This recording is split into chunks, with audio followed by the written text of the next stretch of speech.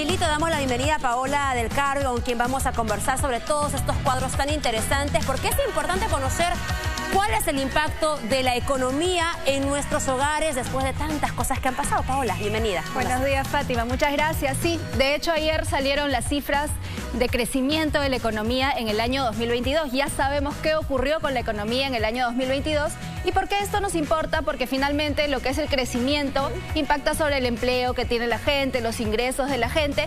Entonces vamos a ver qué ha pasado. Sí, de hecho tienes tú allí la imagen, el cuadro del crecimiento del país y vas a desarrollarlo comparándolo con lo que pasa en la región. Así es.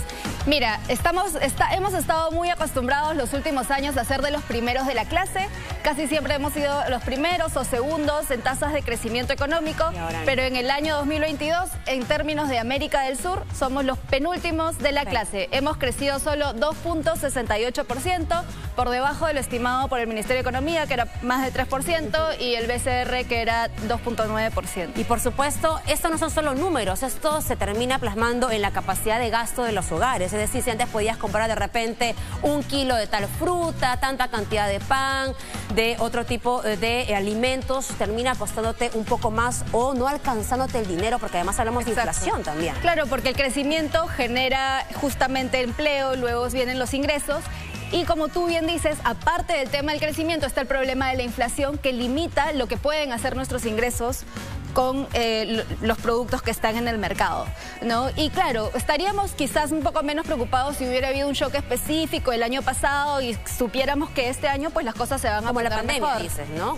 Como la pandemia, que sí nos hizo caer muchísimo. Fuimos de los que más caímos en el 2020, pero había las condiciones para recuperarse con fuerza, cosa que no hemos logrado, ¿no? Lamentablemente, ese no es el caso en cuanto a las proyecciones para y en los siguientes años. Entonces, sí. Tenemos además una proyección de lo que ocurre en el mundo, porque claro, tenemos aliados estratégicos en el ámbito comercial y lo que les pase a ellos impacta positiva o negativamente en nuestro país. Exactamente, ¿no? Tenemos los principales aliados comerciales, que son las economías más grandes del mundo, Estados Unidos, China y la eurozona. Vemos tasas de crecimiento muy bajitas. Vemos Estados Unidos y la eurozona cercanas a cero, prácticamente que no ocurra mucho con su economía. Y en el caso de China, claro, vemos una tasa de 4.3, podemos pensar que no es tan baja, pero para lo que está acostumbrada China es bastante bajo.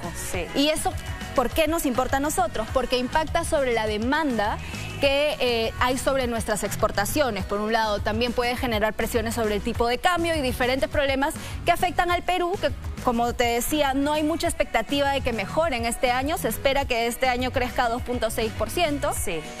Y en América Latina 1.3%, ¿no? Sí, en general estamos en 1.7%. Y por supuesto, tenemos que recordar, y por eso es importante también hacerle seguimiento a lo que ocurre en el mundo. En la eurozona, impactado también por la guerra entre Rusia y Ucrania. Que no sabemos cómo se va a desarrollar todavía, ¿no? Y en Estados Unidos sufría con la inflación también de una forma bárbara que no se veía hace mucho tiempo y que sin duda nos afecta a nosotros, y de ahí también la importancia de tener estabilidad en nuestro país, que es el granito de arena que le podemos poner para que funcione la economía en el país. Sí, la estabilidad es un cimiento básico para poder operar, ¿no? Sin estabilidad es muy difícil tomar decisiones mañana y lo que termina ocurriendo es que nos paralizamos. Y justamente eso es lo que vemos en el siguiente cuadro, que tiene que ver como qué se espera que ocurra con la inversión privada en nuestro país. No hay una sola proyección, Paola. Aún no, ¿no? Hay diferentes estimados. El BCR es la última cifra que tenemos, pero probablemente la vaya a ajustar para marzo, que es su siguiente reporte de inflación. Diferentes privados, por ejemplo, el Instituto Peruano de Economía estima que va a caer casi en 3% la inversión privada en este año. Y bueno, los números Torne menos 1%, Scotiabank 2%, Credit Corp 1%.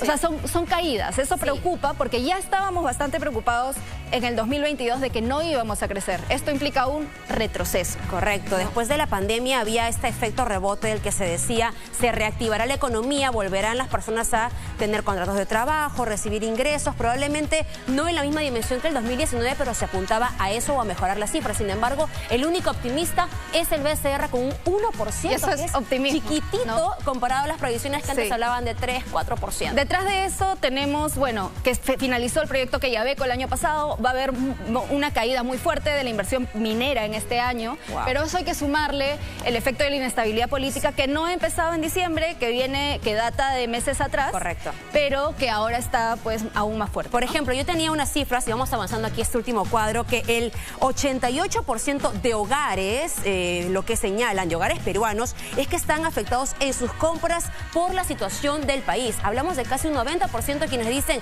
caramba, por los bloqueos, por la situación de inestabilidad, yo ya no puedo gastar igual.